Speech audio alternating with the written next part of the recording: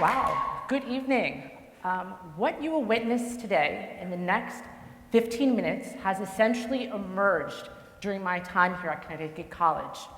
I've recently melded both the personal and the intellectual to perhaps in some ways become more political.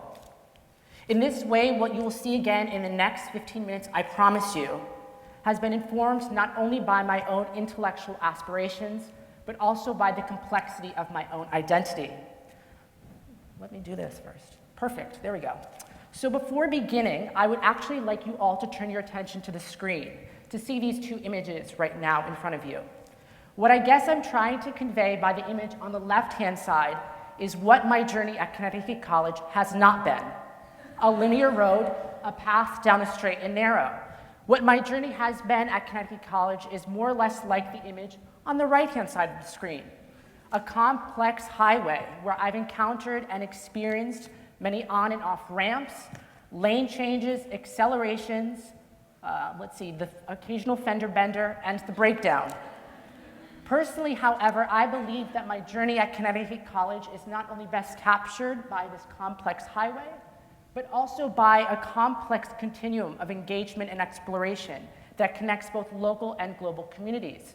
That is from my own family in Milford, Connecticut, which is about an hour's away from Connecticut College, to an intergenerational contact program I successfully launched in New London, Connecticut, to an intergenerational intervention I implemented in New Delhi, India. I've had the good fortune during my time here at Connecticut College to study the changing practice and structure of aging and family. I became interested in this passion of mine when, through a particular conversation with a dean at Connecticut College, I was asked something that I had never asked myself. Not what I wanted to do in life, but more or less, who did I want to become? Through this incitement of reverie, then, I became interested again in the unique relationships between myself and my own Indian grandparents, and the certain generational and cultural gaps that exist between us. So as you will see on the left-hand side is my own family. And as I progressed through implementing both intergenerational programs in New London, Connecticut, and in New Delhi, India, I've had the good fortune of actually being able to meet family that I'd never met before. So as you'll see in the middle hand picture, me interacting with my grandmother's siblings, who I had never met before when I was in India, to finally being able to engage with elders in India itself. So wanting to fill these gaps with a more informed understanding of self, I successfully launched the Sages and Seekers Intergenerational Contact Program in New London, Connecticut, the spring semester of my junior year. This 8-week program with the goal to develop empathy, diminish social isolation, and create community has been bringing Holleran Center scholars, students from New London High School, and seniors from the New London Senior Citizen Center together in a room to empower youth, engage elders, and to create community through the simple art of conversation. This semester, students from the program have already brought their seniors onto campus to attend a play produced by the Connecticut College Theater Department called Carousel.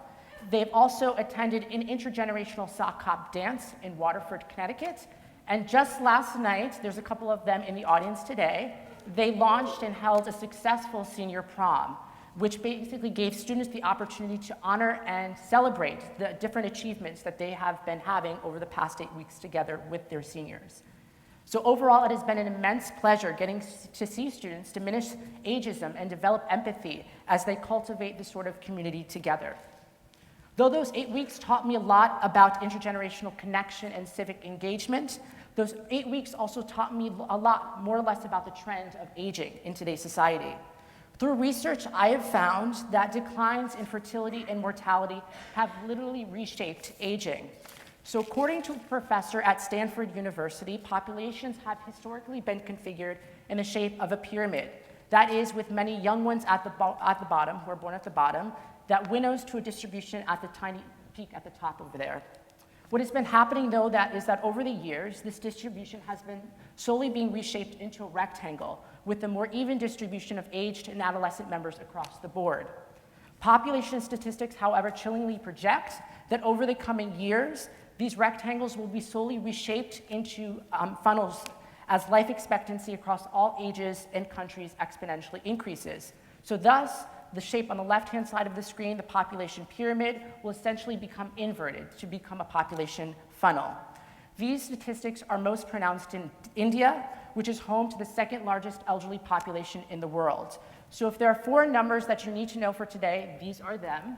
That 83%, according to a study conducted by the AgeWell Foundation, that 83% of elders were found to be isolated in old age, in Delhi and NCR specifically. So Delhi is the capital of India, and NCR denotes areas that are contiguous to Delhi themselves.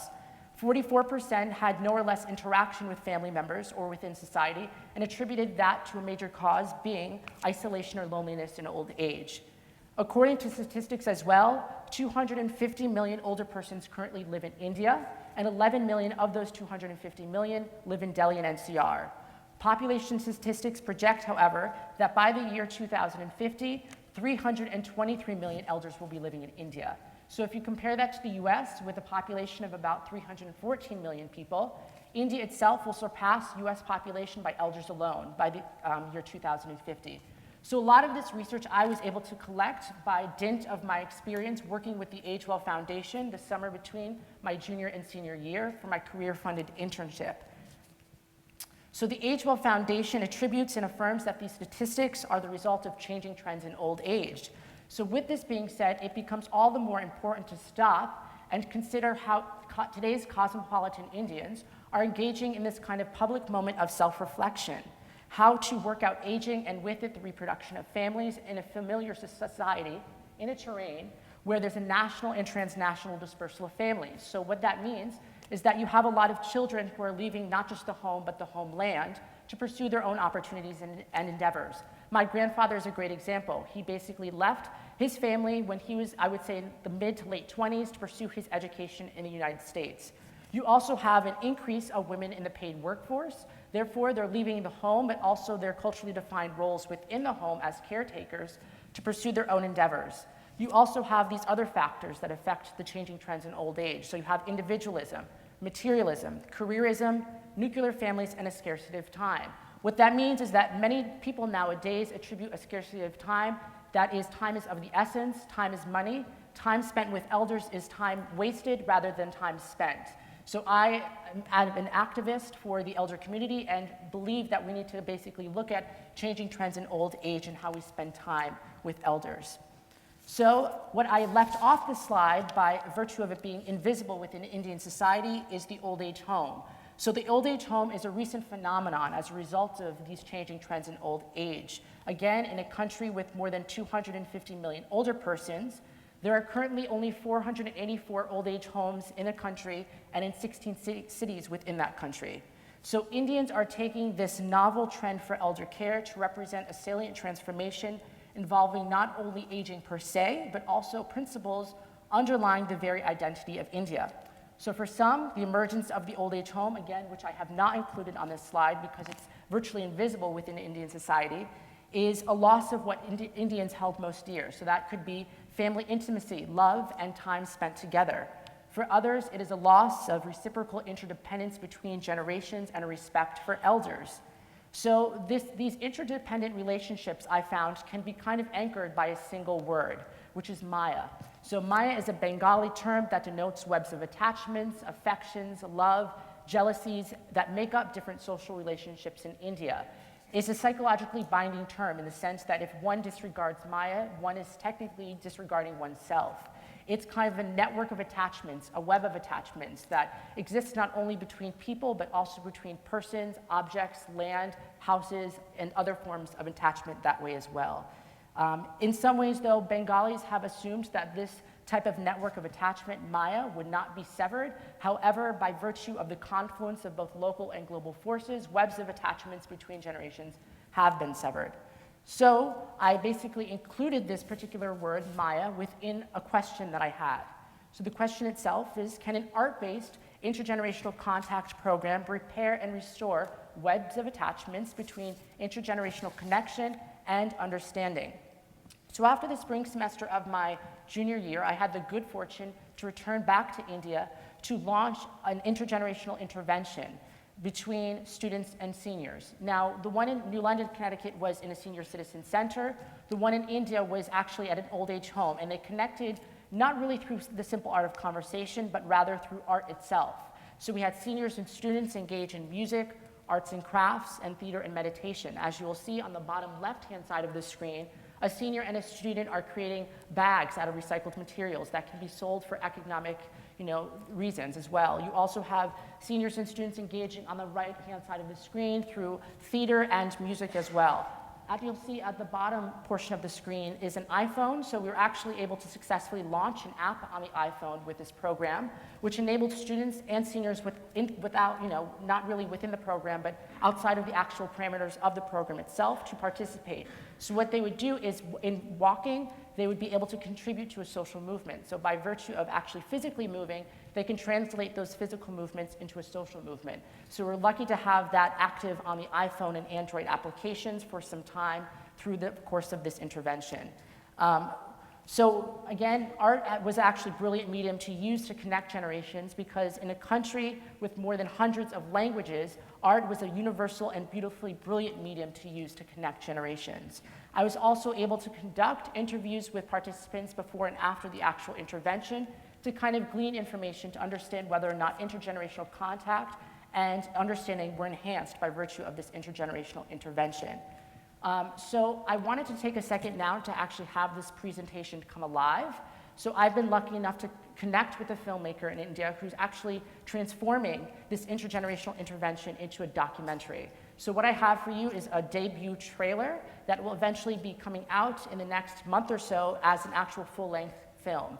So I'm actually going to play that for you right now. So as I transfer this slide right here, we'll go ahead and play it. So enjoy. Human development, oftentimes in psychology and all these disciplines, really focuses on youth and growing up and how you go through that first phase in life.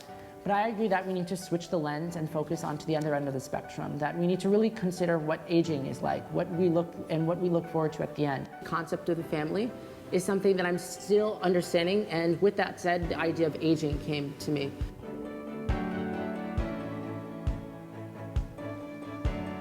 I think it's an incredibly important project in that there are a lot of stereotypes, there's a lot of assumptions about younger people, and there's a lot of stereotypes and assumptions about senior citizens and older people. Bringing the two groups together, having that intergenerational experience, allowed those barriers to break down.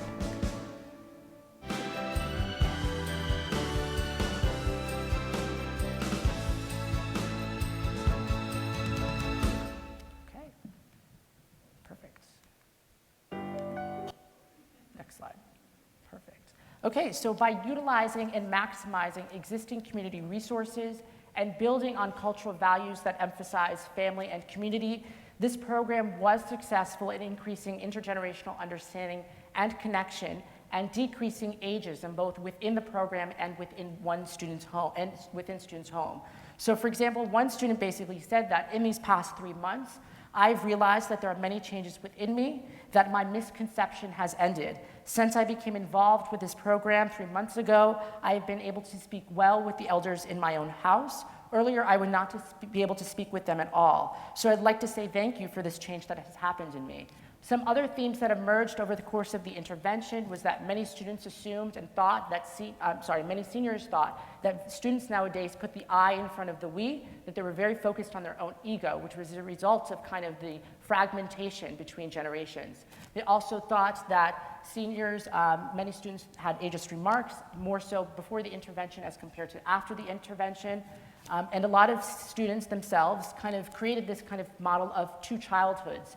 So they thought that when they will eventually become elders themselves, therefore they need to give respect for elders at this point in their life, so that way they can get blessings bestowed on them by elders within their own community. So with this being said, as much as I've implemented an intergenerational contact program within New London, Connecticut, and within New Delhi, India, in some ways, by virtue of moving farther away from the home, I've come back closer to it. So I actually have on the screen an image of me and my own grandfather. So basically, by engaging with local and global communities and by learning the importance of intergenerational programming in enhancing both personal and community development, I guess in some ways, again, this journey has quite literally brought me back home. In learning about life from those who've lived life the longest, I've replenished and restored my webs of attachments between myself and my own grandparents. In maximizing my humanity, I have essentially found prologue. And in finding prologue, I have found and fulfilled the highest, most truthful expression of myself as a human being. So as I end this presentation, I would basically urge you and compel you all to recognize prologue within your own life, whomever or whatever it may be, in order to craft a more coherent and compelling narrative in your own life. So thank you so much for this opportunity, and thank you very much.